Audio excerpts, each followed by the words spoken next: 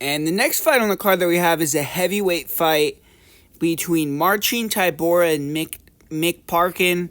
Marcin Tybura, he is the fighter that's been the mainstay in the rankings for years. He's been in the UFC for almost a decade, or if not over a decade at this point. And Mick Parkin, fresh in the UFC, but I think he's proven himself. He's gotten some wins at this point, and now he's looking to see if he can break through and get into the rankings by beating Tybura.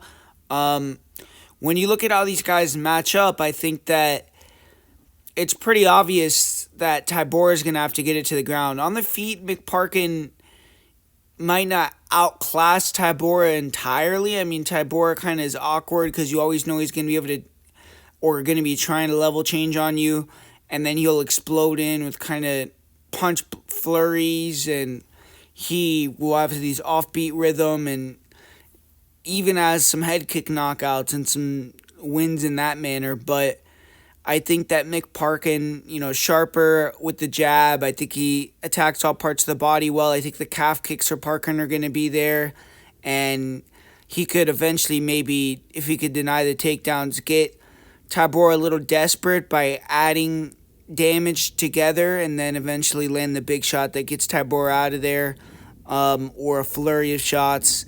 And one thing about Mick Parkin that I like in this matchup is he does have a lot of big training partners that are good wrestlers, good grapplers, and he's probably on a regular basis having to deal with guys trying to take him down, him being on his back, having to get back up, having to defend submissions.